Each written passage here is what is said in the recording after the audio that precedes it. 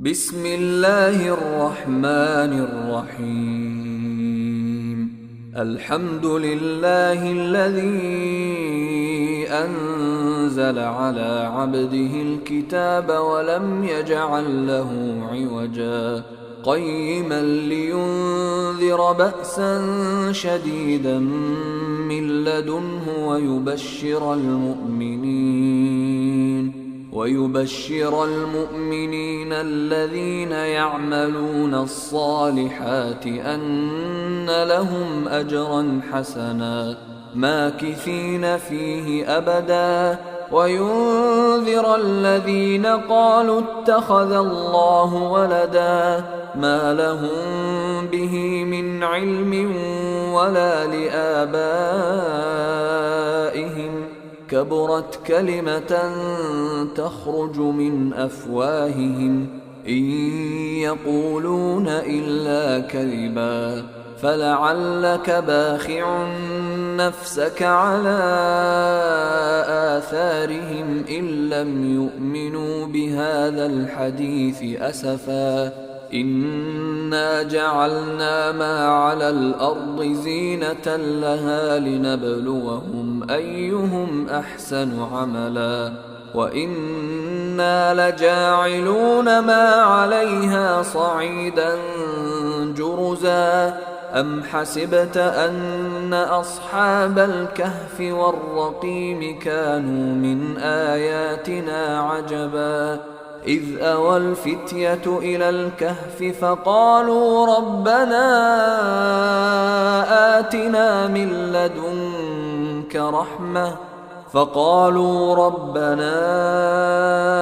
آتنا من لدنك رحمة وهيئ لنا من أمرنا رشدا فضربنا على آذانهم في الكهف سنين عددا ثم بعثناهم لنعلم أي الحزبين أحصى لما لبثوا أمدا نحن نقص عليك نبأهم بالحق إنهم فتية آمنوا بربهم وزدناهم هدى وربطنا على قلوبهم إذ قاموا فقالوا ربنا رب السماوات والأرض لن ندعو من دونه إلها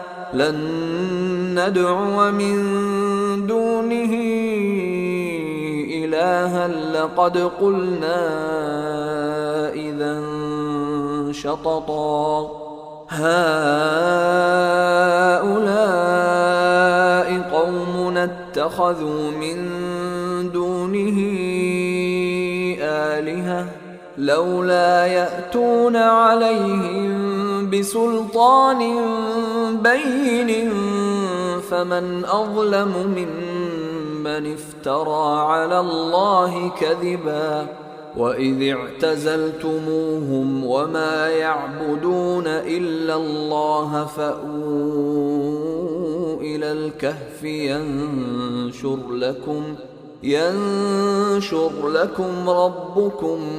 من رحمته ويهيئ لكم من أمركم مرفقا وترى الشمس إذا طلعت تزاور عن كهفهم ذات اليمين وإذا غربت تقرضهم ذات الشمال وهم في فجوة منه ذلك من آيات الله من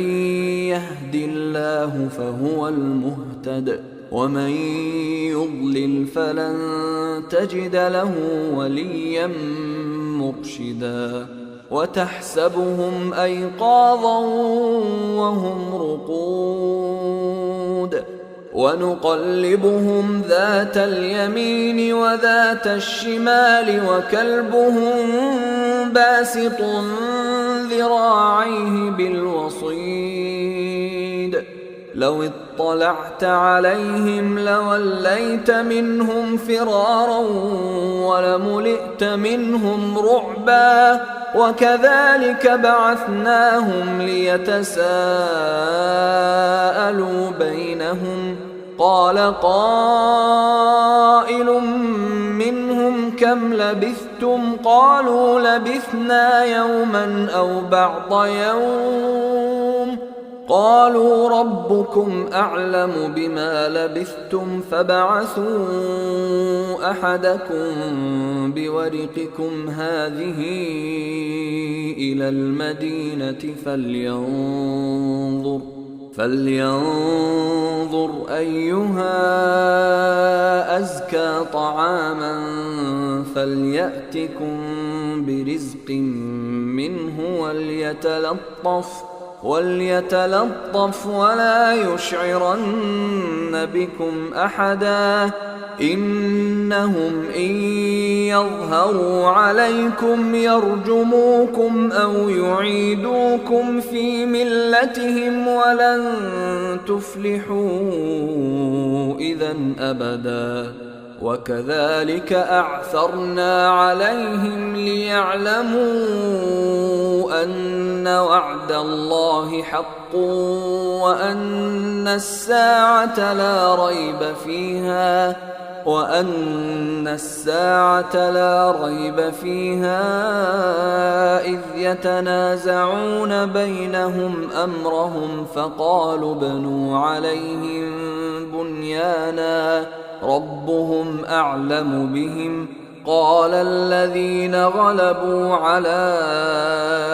أمرهم لنتخذن عليهم مسجدا سيقولون ثلاثة رابعهم كلبهم ويقولون خمسة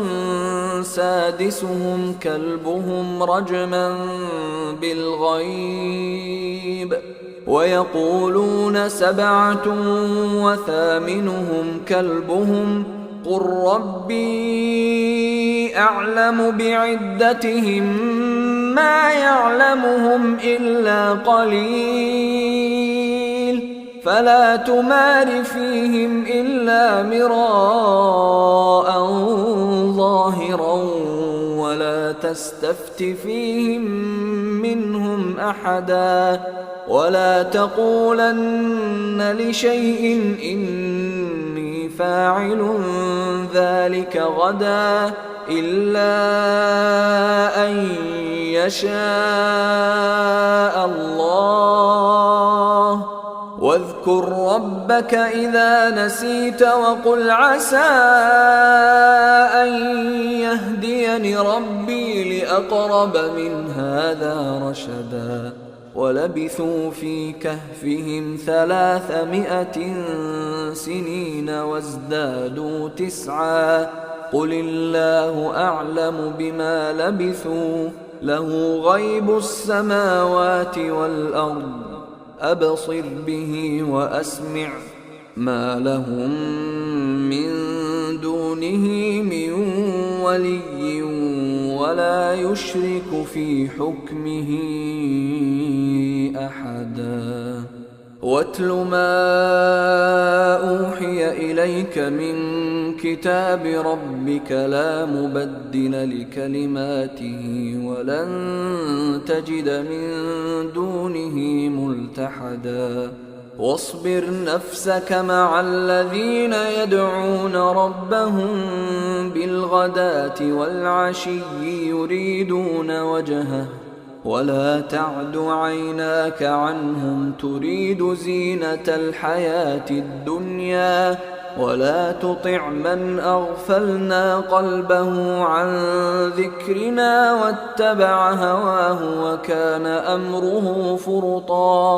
وقل الحق من ربكم فمن شاء فليؤمن ومن شاء فليكفر إنا أعتدنا للظالمين نارا أحاط بهم سرادقها وإن يستغيثوا يغاثوا بماء كالمهل يشوي الوجوه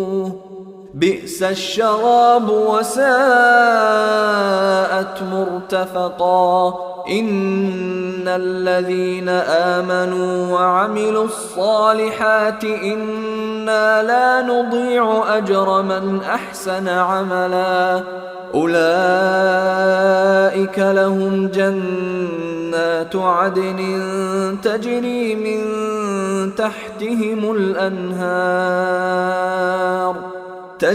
من تحتهم الأنهار يحلون فيها من أساور من ذهب ويلبسون ثيابا خضرا من سندس واستبرق متكئين فيها على الأرائك نعم الثواب وحسنت مرتفقا واضرب لهم مثل الرجلين جعلنا لأحدهما جنتين من أعناب وحففناهما بنخل وجعلنا بينهما زرعا كلتا الجنتين آتت أكلها ولم تظلم منه شيئا وفجرنا خلالهما نهرا وكان له ثمر فقال لصاحبه وهو يحاوره أنا أكثر منك مالا وأعز نفرا ودخل جنته وهو ظالم لنفسه قال ما أظن أن تبيد هذه أبدا وما أظن الساعة قائمة ولئن رددت إلى ربي لأجدن خيرا منها منقلبا قال له صاحبه وهو يحاوره أكفرت بالذي خلقك من تراب ثم من نطفة ثم سواك رجلا لكن هو الله ربي ولا أشرك بربي أحدا ولولا إذ دخلت جنتك قلت ما شاء الله لا قوة إلا بالله إن ترني أنا أقل منك مالا وولدا فعسى ربي أن يؤتيني خيرا من جنتك ويرسل عليها حسبانا من السماء فتصبح صعيدا زلقا أو يصبح ماؤها غورا فلن تستطيع له طلبا وأحيط بثمره فأصبح يقلب كفيه على ما أنفق فيها وهي خاوية على عروشها ويقول يا ليتني لم أشرك بربي أحدا ولم تكن له فئة ينصرونه من دون الله وما كان منتصرا هنالك الولاية لله الحق هو خير ثوابا وخير عقبا واضرب لهم مثل الحياة الدنيا كماء إن أنزلناه من السماء فاختلط به نبات الأرض فأصبح هشيما تذروه الرياح وكان الله على كل شيء مقتدرا. المال والبنون زينة الحياة الدنيا والباقيات الصالحات خير عند ربك ثوابا وخير أملا. ويوم نسير الجبال وترى الأرض بارزة وحشرناهم فلم نغادر منهم أحدا وعرضوا على ربك صفا لقد جئتمونا كما خلقناكم أول مرة بل زعمتم أن لن نجعل لكم موعدا. ووضع الكتاب فترى المجرمين مشفقين مما فيه ويقولون يا ويلتنا ما لهذا الكتاب لا يغادر صغيرة ولا كبيرة إلا أحصاها ووجدوا ما عملوا حاضرا ولا يظلم ربك أحدا. وإذ قلنا للملائكة اسجدوا لآدم فسجدوا إلا إبليس كان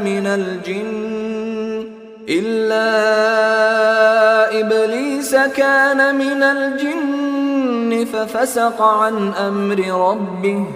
أفتتخذونه وذريته أولياء من دوني وهم لكم عدو بئس للظالمين بدلا. ما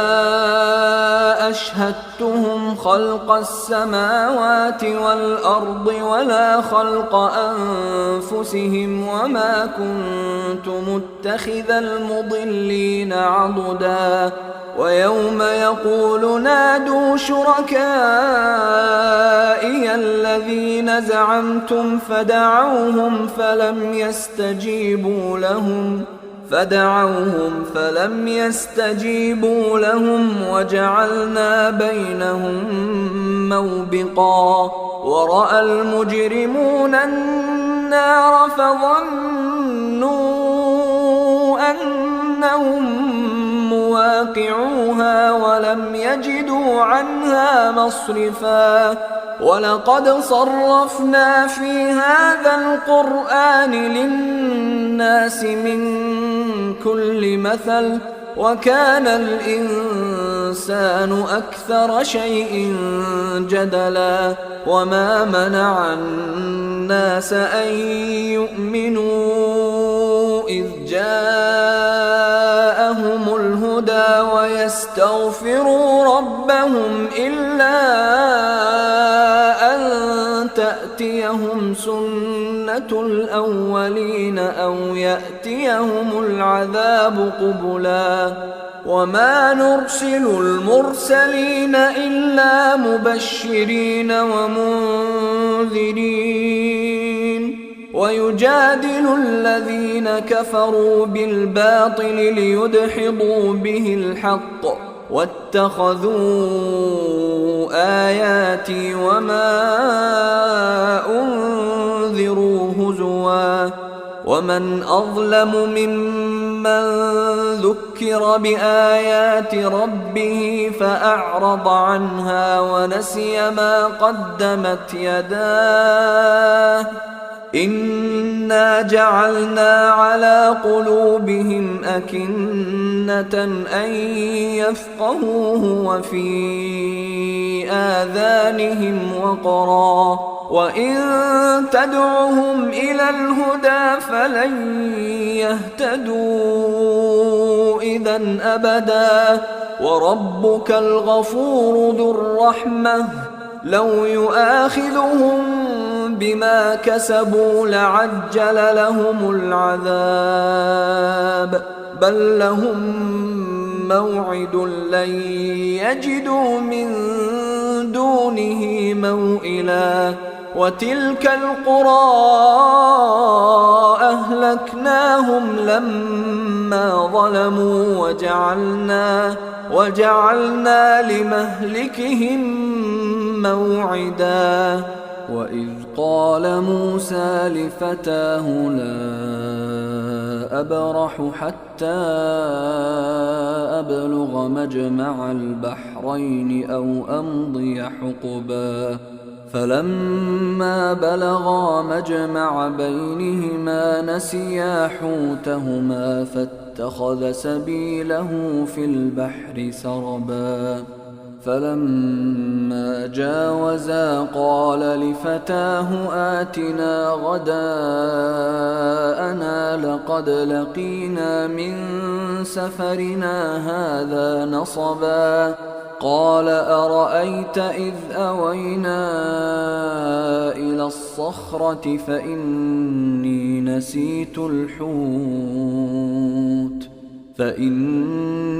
نسيت الحوت وما أنسانيه إلا الشيطان أن أذكره واتخذ سبيله في البحر عجبا قال ذلك ما كنا نبغي فارتدا على آثارهما قصصا فوجدا عبدا من عبادنا آتيناه رحمة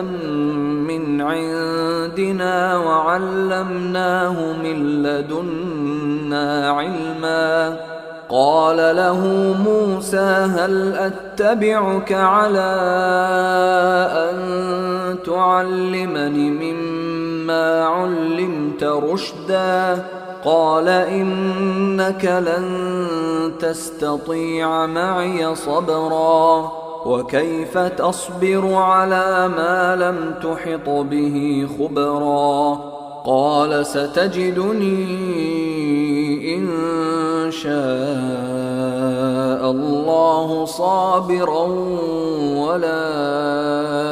أعصي لك أمرا قال فإن اتبعتني فلا تسألني عن شيء حتى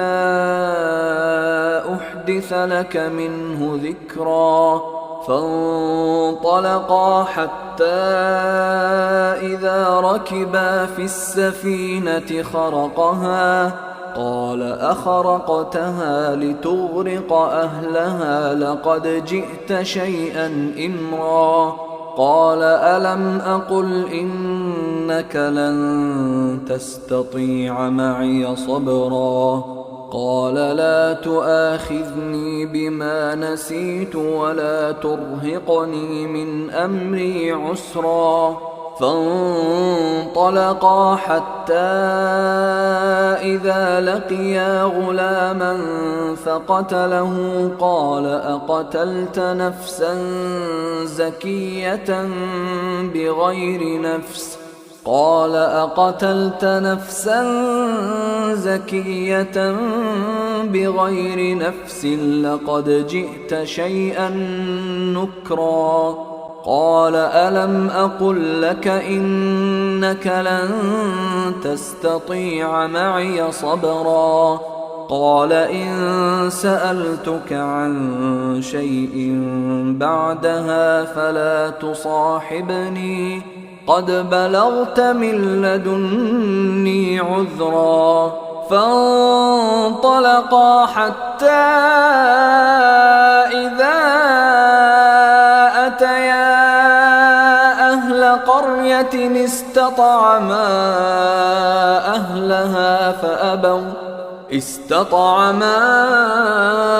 أهلها فأبوا أن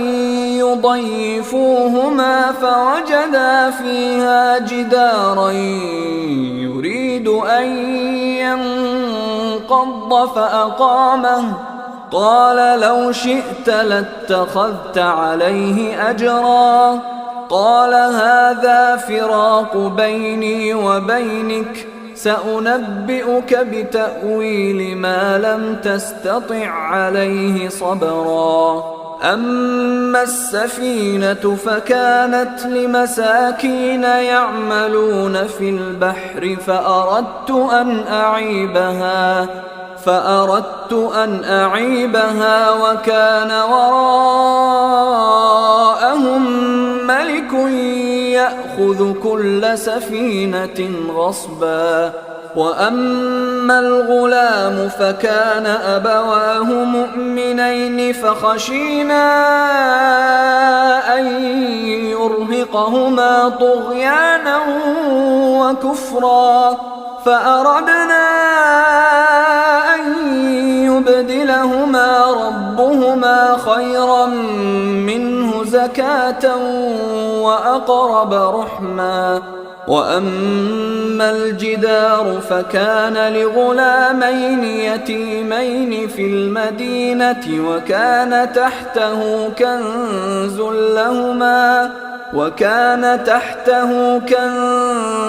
لهما وكان أبوهما صالحا فأراد ربك أن يبلغا أشدهما ويستخرجا كنزهما رحمة من ربك وما فعلته عن أمري ذلك تأويل ما لم تسطع عليه صبرا ويسألونك عن ذي القرنين قل سأتلو عليكم منه ذكرا إنا مكنا له في الأرض وآتيناه من كل شيء سببا فأتبع سببا حتى إذا بلغ مغرب الشمس وجدها تغرب في عين حمئة ووجد عندها قوما قلنا يا ذا القرنين إما أن تعذب وإما أن تتخذ فيهم حسنا قال أما من ظلم فسوف نعذبه ثم يرد إلى ربه فيعذبه عذابا نكرا وأما من آمن وعمل صالحا فله جزاء الحسنى وسنقول له من أمرنا يسرا ثم أتبع سببا حتى إذا بلغ مطلع الشمس وجدها تطلع على قوم لم نجعل لهم من دونها سترا كذلك وقد أحطنا بما لديه خبرا ثم أتبع سببا حتى إذا بلغ بين السدين وجد من دونهما قوما لا يكادون يفقهون قولا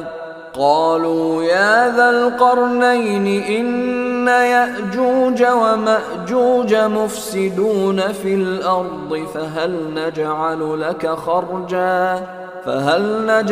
لك خرجا على أن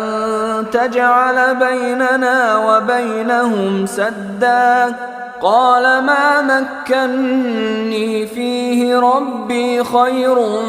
فأعينوني بقوة أجعل بينكم وبينهم ردما آتوني زبر الحديد حتى إذا ساوى بين الصدفين قال انفخوا حتى إذا جعله نارا قال آتوني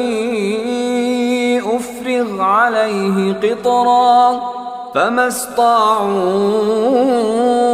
أن يظهروه وما استطاعوا له نقبا قال هذا رحمة من ربي فإذا جاء وعد ربي جعله دكا وكان وعد ربي حقا وتركنا بعضهم يومئذ يموج في بعض ونفخ في الصور فجمعناهم جمعا وعرضنا جهنم يومئذ للكافرين عرضا الذين كانت أعينهم في غطاء عن ذكري وكانوا لا يستطيعون سمعا أفحسب الذين كفروا أن يتخذوا عبادي من دوني أولياء إنا أعتدنا جهنم للكافرين نزلا قل هل ننبئكم بالأخسرين أعمالا الذين ضل سعيهم في الحياة الدنيا وهم يحسبون أنهم يحسنون صنعا أولئك الذين كفروا بآيات ربهم ولقائه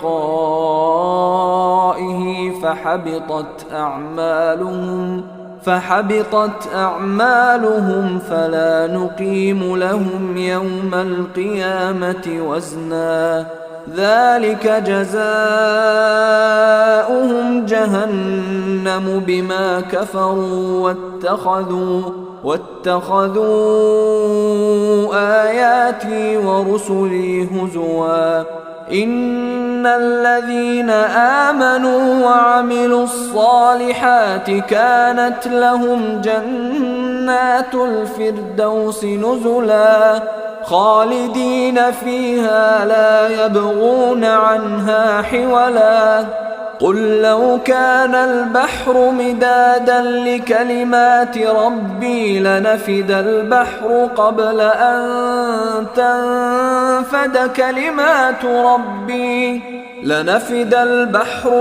أن تنفد كلمات ربي ولو جئنا بمثله مددا قل إنما أنا بشر مثلكم يوحى إلي أنما إلهكم إله واحد فمن كان يرجو لقاء ربه فليعمل عملا صالحا ولا يشرك بعبادة ربه أحدا.